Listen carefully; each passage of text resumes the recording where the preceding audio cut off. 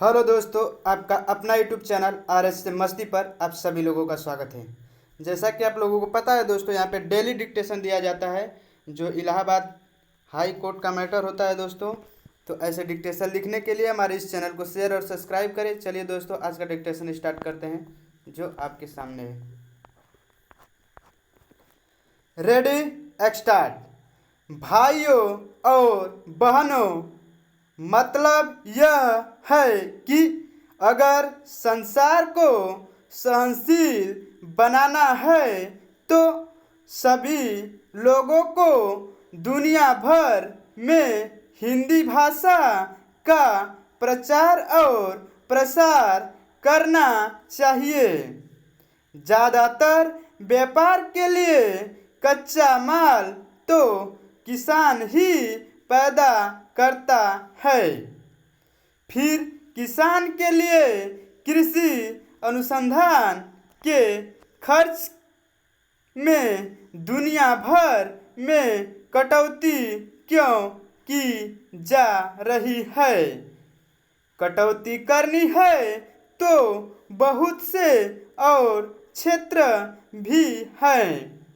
अमीर देश सन 1990 में खेती बाड़ी को आगे बढ़ाने के लिए जो सहायता दे रहे थे वह थी 12 अरब डॉलर, और 10 साल बाद 2000 में 2 अरब डॉलर की कटौती कर दी और यह 10 अरब डॉलर रह गई। तो पूरी दुनिया को खेती बाड़ी से जोड़ने की ज़रूरत है, तभी ये दुनिया आपस में लड़ना मरना बंद करेगी। मेरा बस चले तो मैं हिमालय की सबसे ऊंची चोटी सागर माथा, जिसे दुनिया एवरेस्ट कहती है, पर चढ़ूं और पूरे जोर से आवाज लगाऊं कि ये धरती के वासियों, बंदूकें छोड़ो और हल उठाओ। नहीं तो आप ही सोचो कि 20 साल बाद 2020 में जब दुनिया की आबादी 8 अरब हो जाएगी तो सबको खिलाने लायक स्वाद्यान कैसे उपलब्ध होगा। उस समय चीन को भी बाहर से गेहूं मंगवाना पड़ेगा।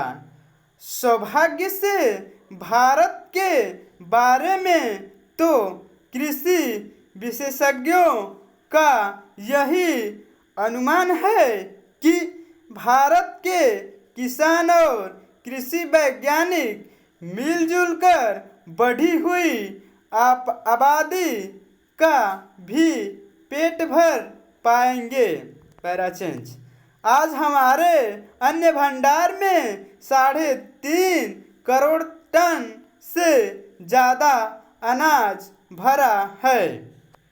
रबी की फसल आने के बाद यह बढ़कर 5 करोड़ टन तक जा सकता है।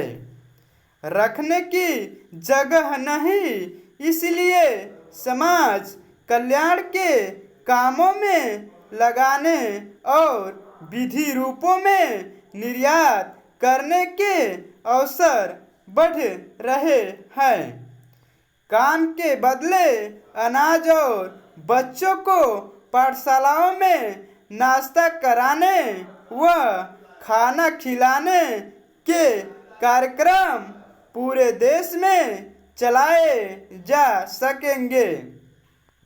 यह एक तरह से दूसरी कृषि क्रांति का ही नतीजा है कि हम 101 करोड़ से ज़्यादा आबादी को भी अपने खेतों के उपजाई फसल से ही खाद्यान्न उपलब्ध करा रहे हैं। खाने वाले तेल की कुछ वर्ष पहले कमी हुई थी। हमने पुरजोर कोशिश की। पिछले कुछ वर्षों में आयात तो घटकर प्रति वर्ष 300 करोड़ रुपए का हो गया।